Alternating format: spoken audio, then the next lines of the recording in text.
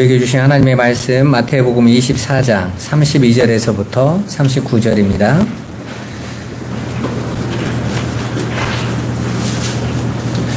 우리 다 찾으셨으면 같이 한번 읽어보도록 하겠습니다.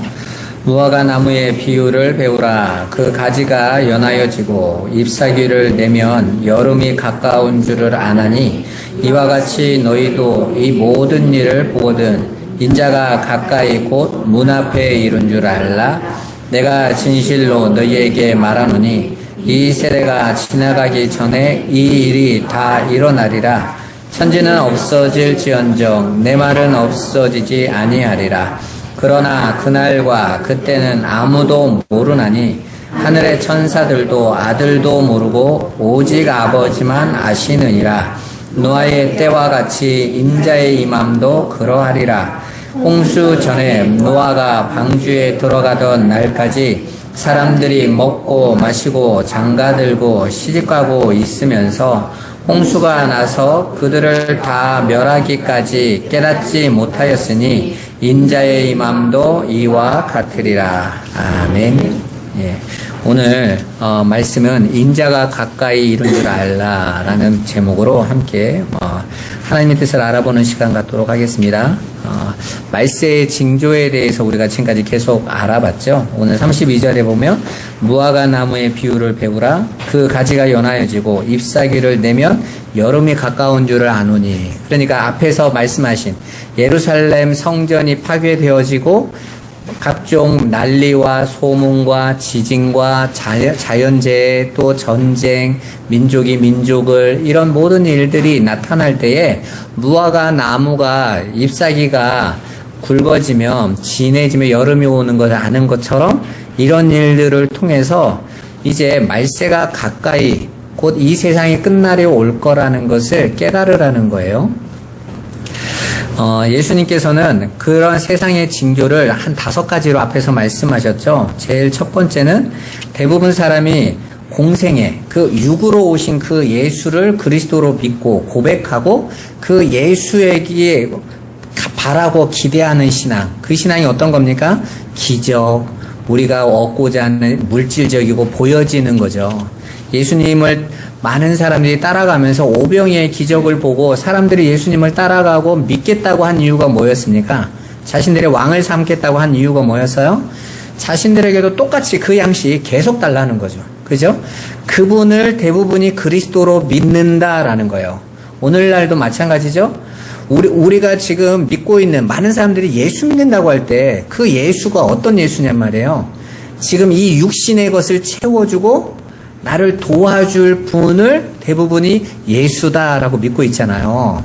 그런데 그게 아니다 그러는 거죠. 말세에는 사람들이 그러한 나를 그리스도로 주로 믿을 거라는 거예요. 두 번째로는 난리와 전쟁, 지진, 기근 등 자연재해들이 계속해서 일어나게 될 거라고 말합니다. 세 번째는 믿는 자들이 세상에서 환난과 미움을 받게 된다. 네 번째로는 거짓 선지자와 거짓 그리스도가 일어나서 큰 표적과 기사를 보여주어서 할 수만 있으면 믿는 진짜 하나님의 아들들, 구원받은 하나님의 백성들까지도 미혹하려고 한다라는 것이죠. 그러니까 하나님의 아들들조차도 그 육의 것, 옛사람의 것이 끊어지지 않으면 자꾸 어디에 관심이 있어요? 눈에 보여지는 세상의 표적과 기적으로 나타나는 우리가 육신적으로 원하는 것들을 채워질 때 이게 하나님의 뜻일까? 이렇게 미혹당한다라는 것이죠. 여러분도 어떠세요? 우리가 정말 하나님 진리 예수만 바라보고 가고 있다라고 여러분은 자부하십니까? 여러분도 모르게 누가 예수 잘 믿는다라고 보여지는 사람이 성공하고 부하고 잘되고 병 낫고 이러면 왜 하나님은 나한테는 저런 거 안 주시지? 이런 생각 날 때가 참 많잖아요. 그리고 어디 가서 막 그런 일들이 많이 기적이 일어났다고 하면 우리도 모르게 마음이 혹하지 않습니까, 여러분? 제가 그 고등학교 대학 다닐 때는 기도원 운동이 아주 굉장히 강했었거든요. 그래서 능력의 기도원, 치유의 역사, 불의 종 오시다 이러면 막 교회들이 여름 수련회 다 온통 그런 데 갔었잖아요. 가가지고 막 불 달라고 막 맨날 불로 외치고, 거기에서 막 누구 막 귀신 들린 사람 떠나갔다고 하고 막 일어났다고 하고 이러면 막 쫓아가는 거거든요. 왜 사람들은 그런 거에 마음을 빼앗길까요? 우리가 지난주에 살펴봤지만 우리가 갖고 싶고 얻고 싶은 거하고 딱 맞기 때문이라고 그랬죠. 우리의 정욕과 욕심에 딱 맞는 거예요. 그렇게 선악과를 따먹은 모든 인간들은 자기를 섬기는 일에 모든 것을 걸어요. 다섯 번째로 예수님이 오시는 그 재림의 날의 징조로 불법이 성하고 사랑이 식는다라고 말을 하고 있어요. 어떤 사랑이 식는 거예요? 하나님 사랑이 식는 거죠. 우리가 사랑이 식는다면 뭐 사람들이 서로 미워하고 뭐 그건 이전부터도 그랬잖아요. 그런데 진짜는 뭐죠? 하나님을 향한, 하나님을 찾는 것이 식어져 버리는 것이죠. 여러분, 산업화가 시작되고 이렇게 새로운 현대가 되어진 게 얼마 안 됐습니다, 여러분. 1800년대부터 산업화가 일어나고 급격하게 무너진 게 뭔지 아세요? 교회가 무너졌어요, 교회가. 사람들이 물질주의가 채워지고 자신들이 원하는 세상의 것을 얻기 시작하면서 제일 먼저 누구를 버렸냐면 하나님 아버지를 버렸대요. 그래서 아버지 학교에서 가르치는 게 그거예요. 사람들이 제일 먼저 하나님 아버지를 인정하지 않게 되자 어떤 일이 일어나게 됐느냐? 육신의 아버지를 아버지로 인정하지 않게 됐다. 그러니까 예전에는 굉장히 가부장적, 아버지가 기둥이고 그 가정에서 모두가 아버지가 가장 중요한 역할을 하고 아버지가 책임지는 삶이었다면, 이제는 각자 산업화로 각자 돈을 벌고 각자 힘을 얻게 된 다음부터 아버지의 권위가 다 무너졌대요. 그래서 지금 21세기에 가장 심각한 그 사회적 문제가 뭐냐면 아버지의 권위가 무너진 거예요. 그러니까 아버지들도 자격 없어 보이는 분들도 많지만 가장 중요한 건 아버지를 존중하지 않는 거죠. 그러면서 자녀들이 나중에는 어떻게 합니까? 부모의 말에 귀 기울이지 않는 거예요. 각자 살겠다고 하는 것이죠. 부모로부터, 성경에는 항상 말씀하죠. 부모로부터 자녀에게 뭘 넘겨줘요? 신앙을 넘겨줍니다. 언약을 넘겨줘야 돼요. 그런데 아버지가 무너진 세대에서는 부모가 언약을 넘겨줘도 자녀들이 언약에 관심이 없어요. 그건 언약에 관심이 없는 게 아니에요. 아버지의 권위가 무너져 버린 거예요. 아버지의 말씀을 귀하게 여기지 않는 거죠. 제가 어렸을 때는 학교에서 선생님 교육에 대해서, 가르침에 대해서 굉장히 존중하고, 그리고 혼나도 거기에 무거운 책임감을 가졌는데, 요즘 아이들은 어떻습니까? 가르치는 자를 우습게 여깁니다. 그건 곧 이제는 하나님의 말씀을 더 우습게 알게 될 거라는 거죠. 말세의 징조인 거예요. 그러면 이런 징조들이 쭉 나타나는데, 그러면 지금만 그러느냐? 그렇지 않죠. 예수님이 말씀하시는, 주님이 오실 때 나타나는 이 징조들은 사실 이 시대에 갑자기 나타나는 게 아니라 예수님 때에도 이미 있었고 그 전에도 이미 있었죠. 전쟁은 예수님이 오시기 전에도 계속해서 전쟁이 일어나지 않았습니까? 지진과 기근도 계속해서 일어났었습니다. 그러니까 그런 징조들이 없었던 징조들을 이야기하는 거라면, 우리는 그러한 징조들, 나타나는 세상적인 징조들을 통해서 이때는 이제 주님이 정말 오실 것 같아 라고 금방 눈치챌 수 있겠죠? 그래서 주님이 가르쳐 주시는, 주님이 가까이 오는 징조를 금방 알아볼 수 있을 겁니다. 그런데 지금 예수님이 가르쳐 주는 징조는 이게 주님이 오시는 걸로 판단할 수 있는 징조가 맞아? 이런 생각을 할 수 있어요. 여러분, 세대주의자들은 이 인류 역사에 나타나는 것들을요, 교묘하게 하나님의 뜻이라고 막 꿰죠. 그래서 2차 세계대전 때 히틀러가 막 유럽에 전쟁을 일으켰을 때 곧 주님이 오신다고 종말론이 막 뜨고 그랬었어요. 그리고 지금도 마찬가지죠. 지금 저희 우크라이나에 엄청난 전쟁이 지금 2년 넘게 가고 있고, 거기다 가장 중요한 저희 이스라엘 땅에 전쟁이 일어났으니까 이제는 정말 말세다 이렇게 주장하는 사람들도 굉장히 많습니다. 그런데 그런 주장들은 사실은 말세의 징조라고 보기에는 애매모호해요. 왜? 그전에도 계속 일어나고 있었으니까요. 예수님이 주님이 오실 때의 징조를 이렇게 정확한 것으로 보여주지 아니하시고 늘 있었던, 우리 일상에 늘 나타나고 있었던 현상들에 대해서 계속해서 말씀하고 계시는 그 목적이 뭘까요? 그 목적은 예수님이 승천하신 그 날부터 주님이 다시 오시는 날을 성도들은 항상 주님이 오실 걸로 여기고 준비하라는 거죠. 이해되세요? 그러니까 예수님 당시에 이미 초대교회부터 급박한 종말론이 판을 치고 있었어요. 그러니까 곧 오신다. 우리가 있을 때 오신다. 이런 급박한 종말론이 있었거든요. 그런데 그런 종말론이 있고 나서도 주님이 오시지 않았어요. 그러면 주님이 안 오신다는 뜻이 아니라 주님이 성도들에게 말하는 건 내가 올 때 너희가 깨어 있어야 된다 라고 말할 때 그 깨어 있음이 저와 여러분들이 부지런히 신앙생활하고 교회에만 살고 전도하고 선교하고 기도하고 이게 깨어 있음이 아니라는 거예요, 여러분. 성경에서 말하는 깨어 있음이라는 것은 하나님이 당신의 택한 백성을 불러 들이실 때 그렇게 택한 자들을 깨어 있다라고 말을 하는 거예요. 우리가 초실절에 부활절이었죠. 초실절에 하나님 앞에 절기 때 드리는 것이 뭐였습니까? 그 한 단, 곡식을 추수한 단 한 단을 묶어서 제사장에 가서 성전에서 요제로 드린다고 그랬죠. 요제는 뭐라고 말했어요? 흔들어서 드리는 제사라고 그랬죠. 그리고 그 흔들어서 드리는 제사는 무슨 의미라고 그랬어요? 잠자는 자들을 깨운다라는 뜻이라고 그랬죠. 깨어있다라는 것은 살아났다라는 거예요. 다시 자는 잠에서 일어난 자들이라는 거예요. 그건 누구만 깨어있는 자가 되는 거죠? 성도들만 깨어있는 자들인 거예요. 예수 안에 있는 자들. 그리고 그렇게 예수 안에 있는 자들은 깨어있는 자들이고 그들의 모든 삶은 깨어있는 삶이란 말이에요. 그래서 나중에 여러분이 보시면 기도하고 예배하고 이 사람들만 깨어있는 사람이 아니라 사실은 우리가 나중에 이렇게 보면 알겠지만 40절, 41절에 두 사람이 밭에서 일하고 있다가 한 사람은 데려가고 한 사람은 버려두고 또 두 여자가 맷돌질을 하다가 한 여자는 데려가고 한 여자는 버려둠을 당한다 이렇게 나와 있잖아요. 둘 다 뭐 하고 있어요? 한 사람은 기도하고 있다가 올라가고 한 사람은 일하다가 이 땅에 버려진 게 아니라 둘 다 뭐 하고 있는 겁니까? 둘 다 일하고 있어요. 둘 다 맷돌질하고 있다니까요. 누가 깨어있는 삶이 누가 더 열심히 기도하고 예배하는 삶을 많이 했다가 따지는 게 아니에요. 깨어있으면 그런 의미가 아니란 말입니다. 우리는 사실 하나님의 종말의 징조를 알아볼 수 없습니다. 그리고 예수님도 그걸 알아보라고 말씀하신 것도 아니에요. 1998년 10월 28일에 그 마지막 종말의 때가 왔다고 우리나라에서도 다미선교회라는 곳에서 굉장히 강하게 주장했었죠.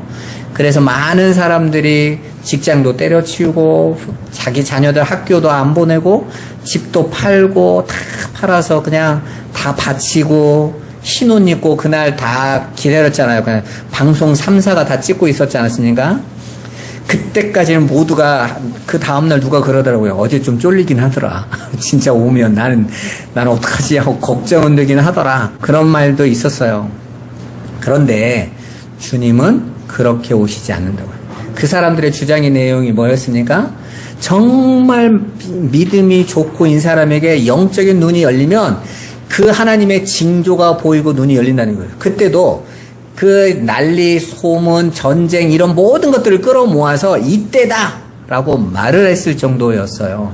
그런데 주님은 오시지 않았죠? 왜요? 주님이 말세의 징조와 당신이 오심을 가르쳐 주신 이유는 우리로 그날 날짜 딱 알아서 준비하고 흰옷 입고 준비하고 있으라고 하는 것이 아니라 우리는 날마다 종말의 날, 주님이 오실 날로 여기고 그렇게 주님을 믿는 믿음으로 하나님과 동행하는 삶을 살아내라 라는 의도로 하신 말씀이기 때문인 거예요.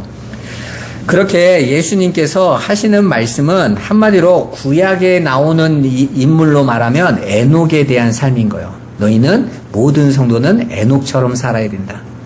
여러분 성경에 보면 에녹의 삶이 어떻습니까? 에녹은 65세에 무두셀라라는 아들을 낳아요. 무두셀라는 무트는 죽는다라는 뜻이고 셀라는 심판이다라는 뜻이에요. 그러니까 그가 죽으면 심판이 온다라는 뜻이거든요. 원래 이 무두셀라가 창든 자를 뜻해요. 창든 자. 그 당시에는 이 동네와 저 동네가 서로 다른 나라가 싸움을 하면요. 앞에서 우리 옛날에 그 삼국지 같은 데 보면 모두가 전쟁을 안 하고 장군들끼리 싸우잖아요. 그래서 장군들이 자기네 대표 장군이 쓰러지면 전쟁 지는 것처럼 나오죠.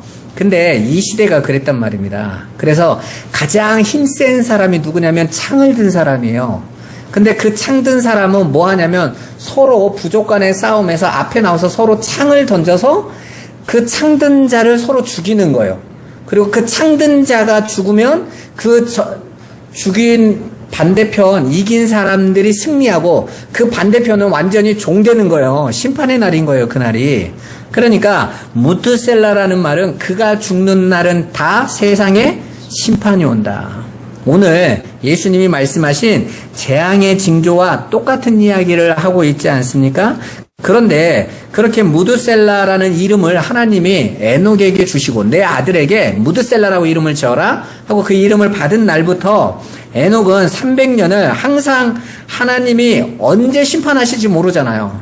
이 아이가 자라다가 떡 먹다가 목이 막혀서 죽을 수도 있고 물놀이 하다가 빠져 죽을 수도 있고 어디 가서 길에서 짐승에 물려 죽을 수도 있고 에녹은 그때부터 모든 삶이 누구 바라보는 거요? 무드셀라만 쳐다보는 거죠. 그리고 그 쳐다보는 그 삶이 자신이 지금까지 65년 동안 이제 내 삶이 내가 하고 싶은 것을 하던 삶과는 완전히 다른. 왜요? 죽음을 준비해야 되잖아요. 심판을 준비해야 되잖아요. 하나님께서 끝나는 날을 준비해야 될 거 아닙니까? 그렇게 날마다 하나님 앞에서 하나님의 그 심판을 준비하고 믿음을 준비하면서 살았다라는 거예요. 그런 에녹의 삶을 가르쳐서 성경은 저가 하나님과 동행했다 이렇게 표현한다고요. 그러니까 하나님과 동행하는 삶은 어떤 삶인 거예요? 날마다 종말을 준비하는 삶인 거예요.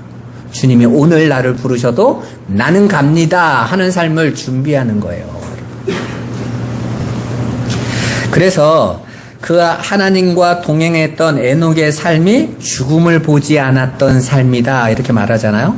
그러니까 많은 예수 믿는 분들이 에녹을 부러워해요. 죽음을 안 봤다에 초점이 있는 거예요. 그런데 에녹이 죽음을 안 봤다라는 것은 그보다 먼저 무슨 문제가 있었던 거죠? 무슨 일이? 이미 죽었던 거예요. 예수 안에서. 여러분 봐보세요. 내가 지금까지 내가 살아가던 그 세상의 삶과 인정받던 삶이 다 끊어져 버렸어.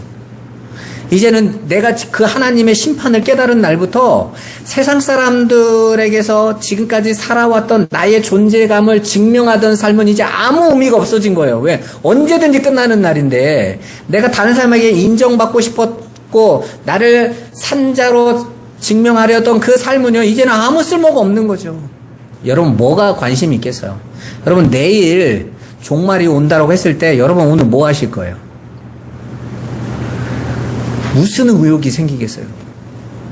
10년으로 준비하겠습니까? 내일이 온다고 하면? 아무것도 아니죠. 내 삶에 내가 지금까지 중요하게 여기고 가치로 여기고 소중하게 여기고 전부로 여기고 있던 거 아무것도 아닌 것이죠. 그리고 사람들이 나를 어떻게 평가한다? 거기에도 관심이 없어요. 왜요? 아니 끝나는데 그 사람들이 나에게 평가해 주는 게 무슨 소용이 있어요? 여러분 감옥에 다른 사람이 나를 보여주려고 살인을 저지르고 이런 사람들이 이제는 사형 날짜를 받고 그 사람들이 사형이 떨어질 때 그 사람들이 뭐라고 말합니까? 내가 왜 이렇게 살았을지. 여러분 우리나라는 사형제도가 폐지돼 가지고 사형이 없잖아요. 그래서 이 사람들이 사람 죽이고도 그 안에서 막 갇혀 있을 뿐이지 열심히 헬스하면서 살고 있지 않습니까? 독서하면서. 근데 중국 같은 경우는 사형제도가 나오고 그 사형한 사람들 다 인터뷰하잖아요. 그 마지막 그 사형 받을 때 뭐라고 말합니까? 남의 돈을 인신매매해서 사람 목숨 아무것도 아니고 그 다리 잘라서 돈 벌어오고 앵벌이 시키고 이런 사람들이 이제는 그 범죄가 다 드러나서 사형 선고가 나면 언제 죽는다 딱 땅땅 치면 그 사람들이 뭐라고 말해요? 내가 왜 이렇게 살았을지 후회한다. 왜요? 이렇게 해서 죽을 거라면 내가 그 잘 살아보겠다고 돈을 얻으려고 남을 죽여서라도 빼앗으려고 했던 거 아무 의미가 없잖아요. 그거 나는 지금 감옥에 갇혀서 죽을 날 하루하루 기다리는데 내가 그렇게 악착같이 벌었던 그 돈이 나에게 뭔 소용이 있어요? 내가 그렇게 열심히 쌓아서 만들어 놓은 그 집이 나에게 뭔 상관이 있어? 나는 지금 일주일 후면 죽는데 아무 소용이 없죠. 모두가 똑같은 말을 해. 뭐 공산당이 잘했다 못했다 끝나고 자신들의 죽음 앞에서 모두가 하나같이 하는 말은 내가 지금까지 소중하고 가치 있다고 여겼던 것들이 아무것도 아닌 거죠. 하나님 앞에서 그 심판을 이미 약속받은, 그리고 이미 하나님께서 이루실 그것을 깨달은 자들은 더 이상 이 세상의 힘을 붙잡지 않는단 말입니다. 한마디로 자기 부인과 자기 십자가의 삶을 살아가는 거예요. 그게 바로 하나님과 동행하는 삶이었다라는 거예요. 그래서 에녹이 죽음을 보지 않았다라는 건 이미 그는 하나님 안에서 옛사람의 죽음을 경험한 거예요. 이제는 그는 살고 죽고 이 육의 것에 관심이 없다고요, 여러분. 그게 바로 우리 성도들이 살아야 할 삶의 모형이었던 거예요. 우리는 성경에서 에녹을 보면서 에녹은 좋겠다 이러는데 하나님은 이렇게 말씀하시는 거예요. 네가 에녹이야 이러시는 거예요. 내가 너를 에녹으로 살게 할 거야. 이게 성도들이라니까요. 그래서 계시록에 보면 생명책에 하나님의 백성들은 다 이름이 농명되어 있다고 그러죠. 그 생명책은 따로 장부책이 하나가 더 천국에 있는 게 아니라 우리가 그 염라대왕 보면 이렇게 그 사람 살고 죽는 책 있잖아요. 명부 있다고 그런 얘기 아니라 성경에서 말하는 생명책은 성경책인 거예요. 성경 안에 들어가 있는 모든 인물들은 성도들의 모형이에요. 그래서 여러분의 에녹의 삶을 보면서 에녹은 좋겠다 이러시면 안 돼요. 에녹과 나를 따로 놓으시면 안 돼요. 우리가 에녹인 거예요. 우리가 노아란 말입니다. 우리가 아브라함이에요. 그 삶을 여러분이 보지 못하시면 성경을 남의 얘기 쳐다보셔야 한다니까요. 하나님은 나에 대한 이야기를 하고 있는데 이스라엘 백성이 애굽에 지나가는 이야기를 BC 1500년 전에 모세와 함께 저 광야 걷던 이스라엘 사람들 생각하시면 안 돼요. 지금 저와 여러분들이 그 광야를 지나가고 있단 말입니다. 성령 안에서. 따라서 지금 오늘을 사는 우리 성도들도 지금 당장이라도 주님이 오실 수 있다라는 마음으로 이 세상에서의 우리 성도에게 주어진 에녹의 삶을 피하거나 불평하지 말고 인내하면서 살아내야 되는 거예요, 여러분. 여러분, 저는 예수 믿는 분들이 그 세상 사람들 앞에서 똑같이 돈에 경쟁하고 이기적인 삶을 살고 그건 자신들이 누구라는 것을 모르고 있기 때문이라고 생각해요. 저는 우리 집주인이 예수 믿는 사람인데 얼마나 독한지 몰라. 나 이런 소리 들으면 되게 마음이 아파요. 저는 심지어는 어떤 목사님이 집을 몇 채 갖고 계시는데 세를 넣었는데 그 사람들이 다 그랬대요. 내가 절대 예수 안 믿나. 목사도 저 정도인데. 그러면서 강단에서는 예수님이 전부입니다. 하늘의 것만 바라보셔야 됩니다. 이게 말이 되겠냐고요, 여러분. 나는 내 삶에서 그 세상의 것을 놓지 못하고 있는데 어떻게 다른 사람에게 복음을 전하냔 말이에요. 그러니까 많은 성도들이 복음을 지식으로만 전하고 있어요. 예수 믿으세요. 잘 됩니다. 그 얘기를 하고 있는 게 아니란 말입니다. 오히려 세상에서는 정말 여러분에게서 에녹처럼 저분은 정말 이 세상이 이렇게 힘들고 팍팍하고 내가 악착같이 살지 않으면 안 되는데 어떻게 저런 삶을 살 수 있지? 어떻게 자기 것을 내려놓고 오히려 자기가 부인되어지고 부정당하고 무시당하는데도 허허 하고 웃고 지나갈 수 있지? 저 사람이 가지고 있는 신앙은 뭘까? 그들이 에녹들인 거예요. 그 싸움을 세상과 똑같은 싸움을 안 하는 거예요. 오늘날 왜 한국 교회가 이 세상에서 이 한국 사람들에게 이렇게 배척을 받냔 말입니다. 지금까지 있었던 어떤 종교도 이렇게 기독교처럼 강력하게 욕을 먹은 종교가 없어요. 지금까지. 왜 이런 거예요, 여러분? 분명히 하나님 나라를 얘기하고 천국을 자랑하는 자들이 정작 이 세상의 삶에 더 악착같이 집착하고 있는 거죠. 나는 에녹이 아니야 라고 소리치고 있는 거예요. 오히려 나는 가인의 후손이야 이렇게 더 외치고 있는 것 같지 않습니까? 하나님은 당신이 깨어낸 자들을 에녹의 삶으로 이끌어 가신다. 그들의 눈에는 세상이 끝날이 보는 거예요. 이 세상이 없어질 것이 보여지는 것입니다. 여러분, 눈앞에 보이는 현실과 사정이 아무리 답답하고 힘들다 해도 우리 주님이 곧 오신다, 그리고 이제 곧 끝난다라는 사실을 가지고, 믿음을 가지고 가는 자들은 그런 마음 자세로 인내하면서 살아가게 되는 것입니다. 오늘날 한국교회에 잘못된 종말론과 또 종말의 날짜를 특정하여 그날을 기다리는 시한부 종말론까지 계속해서 등장하고 있습니다. 그렇다면 왜 그런 잘못된 시한부 종말론이 계속해서 일어나는 걸까요? 왜 이렇게 말세의 징조에 대해서 이게 그 징조가 맞다, 이 전쟁은 그리로 연결된다라고 말하는 그런 사람들이 왜 이렇게 계속해서 나타날까요? 사실은 그들이 정말 하나님의 오심을 기다리고 있기 때문에 그럴까요? 천만의 말씀입니다. 많은 사람들이 예수님이 오시는 다시 오실 때 그 재림의 징조를 그렇게 열심히 연구하고 있는 이유는 그 징조가 보일 때까지는 자기가 살고 싶은 대로 살다가 그 날이 닥치면 내가 준비하겠다는 것이죠. 이런 거요. 우리가 복음을 전하면 젊은 사람들, 이런 사람들이 있어요. 야, 나도 하나님 믿어. 나는 계신 것 같아. 근데 나 지금 사는 거 좀 더 살고, 내가 지금 너무 돈도 벌고 잘 풀리는데 교회 가면 내가 그렇게 못 살 것 같아. 그렇게 살면 안 될 것 같은 거죠. 제가 아는 그 회사 다닐 때 알았던 분은 그러는 거예요. 저보고, 내가 너 신학교 다닐 때인데 내가 기도하는데 하나님 너에게 장학금을 주라고 하더라고. 그래서 내가 새로운 사업을 하려고 하는데 날 위해 기도해줘. 내가 너 장학금도 대주고 그렇게. 제가 그랬어요. 뭐 하려고? 그랬더니 술집을 하려고 그런대. 내가 그걸 기도해달라고? 내가 그랬더니, 야, 이게 잘 되면 내가 너 신학하는데 다 도와줄게. 그래서 제가 그 얘기 했어요. 무디가 전도운동을 할 때 시카고에 5층짜리 큰 당구장이 들어오기도 했다. 그러니까 전층이 다 당구장인 거죠. 그래서 무디에게 와서 이 사람이 기도를 그 개업에 축사를 해달라고 부탁을 한 거예요.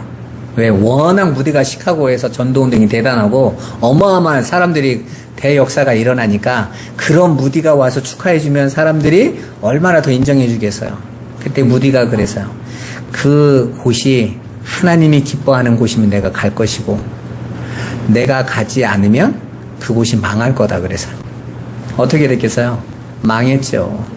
그래서 제가 그 형님한테도 그래서, 형, 내가 술집이 잘 되게 기도해서 장학금 받는 게 좋겠어? 아니면 그게 사람들이 술 취하고 망하는 곳인데 형이 그 일을 안 하고 정상적인 일을 하는 게 좋겠어? 그랬더니 가만히 있더니 정상적인 일이 낫지. 근데 네가 어떻게 알았냐? 내가 이렇게 머리 쓰고 있는 거. 형, 멍청이도 알겠어, 그 정도는. 여러분, 우리는 그렇게 신앙생활해요.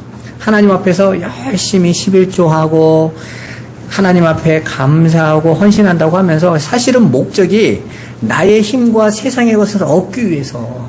그러니까 세상에서는 수단 방법을 안 가리는 것을 당연하게 여기는 거죠. 왜? 그 힘을 얻기 위해서 교회에 온 거였으니까. 여러분, 그게 하나님과 동행하는 게 아닌 거예요.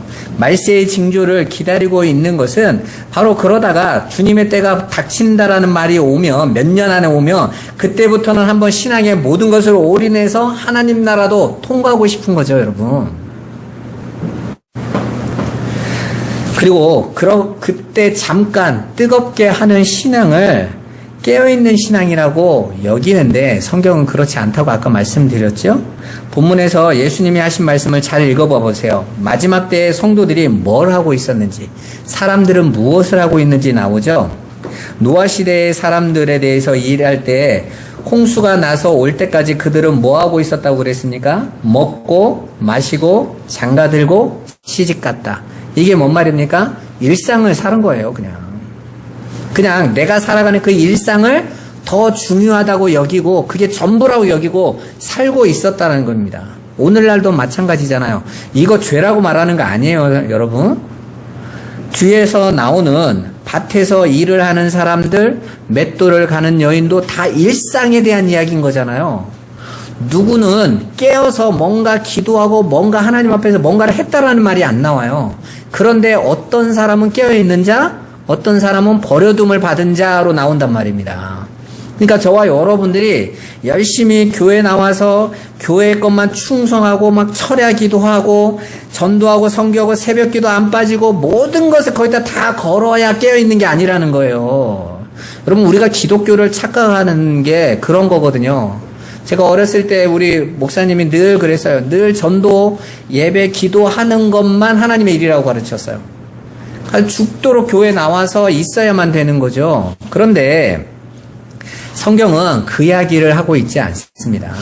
성경은 저와 여러분들이 마음이 어디로 가 있냐, 중심이 어디에 담겨져 있냐. 우리는 사실 또 그렇게 열심도 못 하잖아요, 여러분. 지금 저와 여러분들의 열심이 30년 전 우리 부모님 세대의 열심만 하겠어요? 새벽 4시부터 새벽 기도를 했었어요, 옛날에는. 그럼 새벽 3시 반에 일어나야 교회 가는 거잖아요. 보통 새벽 4시에 새벽 기도가 시작하면 성도들이 보통 기도하고 가면 6시가 넘었어요. 그럼 그렇게 오래도록 기도하고 또 밤에는 철야하고, 제가 청년 때까지만 해도 우리 교회에서 밤 11시에 10시나 11시부터 철야 기도를 시작하면 새벽 3시까지 했습니다. 그리고도 삼각산 가서 기도하고 새벽 4시, 5시까지 아침 해보고 내려오고 그랬었어요. 우리가 그렇게 할 수 있습니까? 지금 그렇게 하는 분들도 없잖아요. 그렇다면 깨어있음을 우리가 어떻게 봐야 되냐는 거죠. 깨어있음은 하나님의 택한 백성들에게 하나님이 정하신 거예요. 여러분이 노아와 그 가족들이 120년을 오로지 방주만 지었을까라고 생각하는데 그렇지 않습니다, 여러분. 여러분, 한번 생각해 봐 보세요. 우리 정장로님 같은 분이 그만한 크기의 방주를 짓는다고, 한 8명이 짓는다고 생각해 봐 보세요. 120년 걸리면요, 우리 정장로님 같은 분은 열받아서 죽습니다. 이게 120년을 방주를 짓는다면 안 짓고 말아요, 여러분. 그러면 노아와 그 가족이 120년을 방주를 지었다는 건 무슨 의미를 갖고 있겠어요? 남는 시간에 지은 거예요. 대부분 어떻게 살아서요? 일상을 산 겁니다, 일상을. 그 일상의 삶이, 노아와 그 가족들은 장가 가는 곳에 찾아도 안 가고 결혼하는 집에 찾아도 안 가고 담 쌓고 그냥 뚝딱뚝딱 방주만 지었다는 말이 아니라, 그들도 일상대로 밭에서 일해서 양식을 만들어서 먹었고 살아야 되니까요. 그 삶을 똑같이 살았어요. 그렇다면 왜 노아와 그 가족들은 심판받지 않고 왜 심판받은 사람들도 똑같이 어차피 일상을 살았을 뿐인데 심판받았냐는 거예요. 오늘 39절에 거기에 대한 중요한 답이 나와 있어요. 39절 한번 같이 읽어보겠습니다. 홍수가 나서 그들을 다 멸하기까지 깨닫지 못하였으니 인자의 임함도 이와 같으니라. 아멘. 여러분 봐보세요. 여기에서 노아와 그 심판받은 세상의 차이가 딱 하나 나와요. 그게 뭔 말입니까? 홍수가 나서 그들을 다 멸할 때까지 그들은 왜 자신이 방주에 들어가야 되는지, 왜 방주가 아니면 자신이 구원받을 수 있는 길이 없는지 못 깨달았다는 거예요. 내가 굳이 저 방주를 의지해야만 살아? 아니, 나는 내 힘으로 살아볼 거야, 그랬다라는 것이죠. 그렇게 죽을 때까지 그 방주의 필요성을 인정하지 않고 자신들의 힘을 발휘해서 자신들의 노력으로 살아내겠다라고 했다라는 것입니다. 그들은 다 어떻게 됐다라는 거요? 그 홍수에 다 죽었다라는 것입니다. 그러나 노아는 그렇지 않았습니다. 노아는 하나님께 은혜를 받았다고 그러잖아요. 히브리서 11장에는 믿음을 선물로 받았다고 그러죠. 은혜의 내용은 믿음이었던 거예요. 그 믿음을 통해서 노아는 하나님의 말씀을 살아있는 말씀으로 받았던 거예요. 하나님의 경고를 살아있는 경고로 받아들였던 것입니다. 그리고 하나님이 주신 그 방주를 자신이 구원받을 유일한 방법임을, 필연적인 것임을, 없어서는 안 되는 것임을 깨달은 거예요. 그게 바로 믿음이었던 것입니다. 그래서 노아는 하나님의 말씀대로 방주를 지으면서 살았던 거예요. 그러니까 일상을 살았지만 노아의 관심은 이 세상 안에서 나를 살리고 나를 높이고 나를 증명하는 삶이 아니라 나의 삶은 저 방주를 지어서 하나님의 심판의 날에 저 방주 안으로 들어가는 것이다가 삶의 이유였단 말입니다. 그렇다면 사람들은 왜 노아가 그렇게 120년 동안 자기들 옆에서 방주를 짓고 있는데도 그 방주에 들어갈 생각조차도 하지 않고 고민도 하지 않고 오히려 노아를 조롱했을까요? 그들에게 있어서 노아가 짓는 방주는 아무런 쓸모가 없어 보였기 때문에 그렇습니다. 여러분, 당시에 배가 없었을까요? 당연히 있었겠죠, 여러분. 그런데 노아가 짓고 있는 방주는 정말 사람들이 볼 때 어처구니가 없었던 배였던 거예요. 이해할 수가 어려웠어요. 여러분, 배에 노가 없다고 생각해 보세요. 배를 짓는데 노를 안 만들어. 노를 저을 수 있는 곳이 없어. 거기에다가 돛도 안 다네? 심지어는 닷조차도 없어. 만약에 노아가 설명하고 있는 그 홍수가 정말 온다면 정말 필요한 것은 그 홍수를 헤쳐나가야 될 노가 있어야 된다고 생각하지 않으세요? 그리고 휩쓸려 갈 때 이 배를 단단하게 잡아줄 닷이 있어야 된다고 생각지 않을까요? 돛이 있어야 어디로 가든 그 방향으로 가야 될 거 아니에요. 가장 중요한 거 없는 것 중에 하나, 방향타가 없어. 그럼 이게 어디로 갈 줄 알고. 사람들이 생각할 때 그 상식적으로 볼 때 저건 나를 구원할 방주가 아니라 저거 타는 순간 언제 죽을지 모르는 방주인지 알아요. 그냥 만약 홍수가 나도 산에 올라가서 조금 피해 있는 게 더 오래 살 것 같지 않으세요, 여러분? 과학자들이 그 노아가 그 만든 그 방주를 실제적으로 만들어 봤다고 그러죠. 10분의 1로 40분의 1인가 만들어서 똑같은 그때 당시에 이 정도의 일이었으면 일어날 가장 큰 파도를 만들어서 인공적으로 만들어서 그 노아의 방주, 실은 방주가 아니라 실은 상자죠, 상자. 그 방주라는 단어가 테바라는 뜻인데 그 테바라는 단어가 똑같이 등장한 게 바로 모세가 세웠던 갈대 상자거든요. 그것도 테바예요. 근데 그 테바라는 게 그냥 상자예요, 상자. 그러니까 노아의 방주는 배라고 어떤 목적지를 향해서 움직이는 배라고보다는 그냥 떠 있는 상자와 비슷했던 거예요. 그러니까 사람들이 볼 때는 저걸 굳이 타야 돼? 라는 생각을 할 수밖에 없는 거죠. 그런데 과학자들이 그렇게 만들어 놓고 그거보다 훨씬 높은 파도를 쳤는데도 이 놀라운 비밀이 뭐냐면 안 뒤집어지더라는 거예요. 그러니까 현대 과학으로도 어떻게 이걸 이렇게 명확하게 만들 수 있지? 하나님이 아니면 안 되겠네. 봐보세요. 과학자들이 실험했다라는 건 어떻게 이게 안 뒤집어져 하고 실험한 거예요. 근데 해보니 안 뒤집어지더라는 것이죠. 그런데 그 5,000년 전에 있었던 사람들이 그걸 보면 의심이 안 되겠어요? 누가 그걸 타겠습니까, 여러분? 아무것도 없는. 말 그대로 저거 타는 순간 더 빨리 죽을 것 같은. 그 사람들에게 있어서 그 방주는 아무짝에도 쓸모가 없는 엉터리 배였던 것입니다. 그런데 그 방주를 만들면서 노아가 방주에 올라타야 산다라는 말을 할 때 수긍이 가겠냐고요, 여러분. 사실은 그런 배를 올라탄다라는 건 똑같이 바보가 되고 자살 시도하는 거나 마찬가지입니다.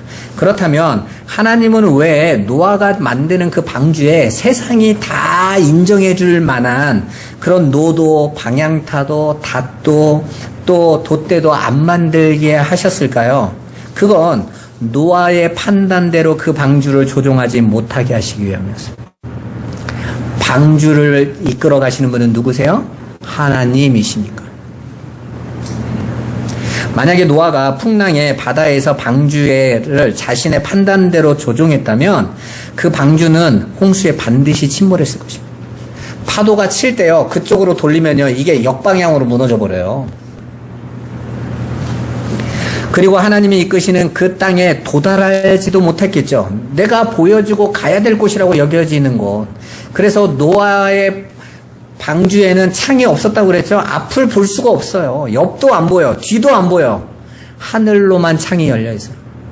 하늘 외에는 볼 게 없어요. 근데 하늘밖에 열려 있는 곳이 없는데 어디로 가요, 여러분? 방향타를 자기 멋대로 흔들면 어떻게 가는 거예요, 인생이? 망하겠죠, 여러분. 하나님이 이끄시는 그 아라랏산 위로 하나님이 보내시고자 하는 그 땅은 하나님이 끌고 가셔야만 도달하는 거예요. 이제 그 방주를 오늘날 우리의 신앙으로 한번 비추어 봐보세요. 방주 얘기는 우리 신앙을 이야기하는 거니까 여러분이 하나님께서 지금 성도인 여러분들에게 주신 것 중에 방주처럼 세상 사람들에게는 아무짝에도 쓸모없게 보이고 어떠한 활용가치도 사람들이 미련하고 어리석어 보이고 왜 저 사람들이 저런 거에 열광하고 저기에 있지라고 보여지고 또 그런 것을 붙고 있는 자들을 바보 취급당하게 만드는 것이 뭐죠? 예수 그리스도의 십자가예요. 고린도전서 1장 22절 23절 한번 보겠습니다. 같이 한번 읽어보죠. 유대인은 표적을 구하고 헬라인은 지혜를 찾으나 우리는 십자가의 강인의 그리스도를 전하니 유대인에게는 거리끄는 것이요 이방인에게는 미련한 것이로되. 아멘. 봐보세요. 예수의 십자가가 세상 사람들에게는 전혀 쓸모가 없는 것이더라. 그리고 그 십자가의 길, 특히 그 십자가가 요구하는, 노아가 방주를 만들 때 하나님 주신 말씀, 식양대로 지었다고 그랬잖아요. 십자가를 하나님께서 우리에게 주실 때는 그 십자가가 그냥 십자가를 목걸이 하나 달고 벽에다 하나 붙이면 되는 것이 아니라 그 십자가를 따라가야 되는 거잖아요. 그렇죠? 말씀대로. 그런데 그 따라가는 그 십자가의 길은 자기가 부인되어지고 이 옛사람이 죽는 거예요. 그죠? 그래서 세상 사람들로부터 그 십자가에 달려있는 자들은 다 바보 취급 당하는 거 아닙니까? 예수님을 향하여 침을 뱉고 비웃고 조롱하지 않았습니까? 그래서 거짓 선지자들은 가짜들은 그 십자가를 자꾸 개조하는 거예요. 자기들이 원하는 것으로. 마치 방주에 돛을 달고 모터 달고 창문 열어서 갈 곳을 알고 방향키 달아서 내가 원하는 곳으로 가는 것이죠. 이 시대의 기독교가 십자가를 그렇게 사용하지 않습니까? 십자가만 붙들면 여러분이 꿈꾸는 것 다 이루어 주십니다. 비전을 가지세요. 하나님 앞에 큰 뜻을 품으세요. 그래서 하나님 앞에 이렇게 하나님의 일을 하겠다고 하시면 하나님 다 도와주십니다. 그건 다 자기들 방향타 들고 있는 거잖아요.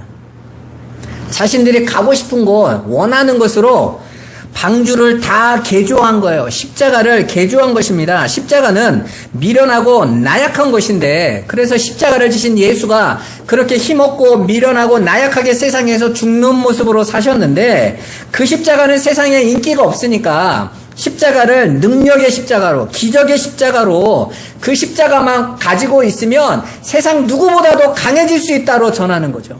그러면 열광한다니까요? 그를 그리스도라고 한다니까요? 그러면 나 예수 믿는다고 그런다니까요, 여러분? 정말 그 예수가 맞냔 말입니다. 그 십자가가 맞는 거예요? 오늘날 교회에서 전하는 설교를 들어봐 보세요. 십자가를 다 개조했어. 사람들이 예수님이 주신 그 십자가는 인기가 없으니까 교묘하게 포장을 해서 하나님의 영광이라는 이름 안에서 또 우리가 해야 될 것이 있다라는 사명이라는 것으로 교묘하게 포장을 해가지고 사람들이 원하는 세상의 성공과 인기와 힘을 교묘하게 덮어놓은 것이죠. 내가 원하고 기대하고 모든 인간들이 추구하고 있는 것을 십자가가 이루어줄 수 있다라고 전하는 거예요. 성령의 능력을 그렇게 바꿔치기 하는 것입니다. 그랬더니 사람들이 열광하는 것이죠. 그게 바로 오늘날 교회 안에 신자들이라는 사람들이 인정해주고 있는 번영신학, 기복신학, 또 긍정의 힘, 엘리트 신앙인 거예요. 우리 문화나 경제나 또 정치나 이런 모든 곳에 엘리트가 되자. 최고에 올라가서 우리 하나님이 얼마나 능력 있는지 보여주자. 늘 기도해도 다니엘 기도에 이런 것만 해. 막 총리된 사람들 이런 거. 다윗, 요셉 이런 얘기를 해야지. 나사로 하면 에휴,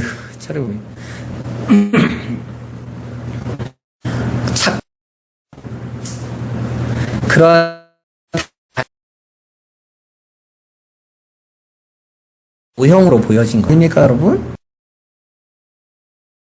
장치가 없는 것처럼 그리스도 사람, 내가 추구하고자 있는 것들을 채워주는 것이 아니라 육으로 죽고 영으로 살리시는 것입니다. 오직 하나님만 의지하게 만드는 것이 십자가의 능력이며 하나님의 지혜인 거예요. 성도는 모두 그 미련해 보이는 마지막 주 앞에 가시는 걸 준비하세요. 승리하시기를 주님의 이름으로 축원합니다. 기도하겠습니다. 살아계신 하나님, 인자가 가까이 곧 문 앞에 이른 줄을 알라고 말씀하신 주님, 말세의 징조를 통하여 우리는 날마다 주님이 매일같이 우리 앞에 계심을 알게 하여 주옵소서. 에녹과 같은 하들이 없나이다. 아멘.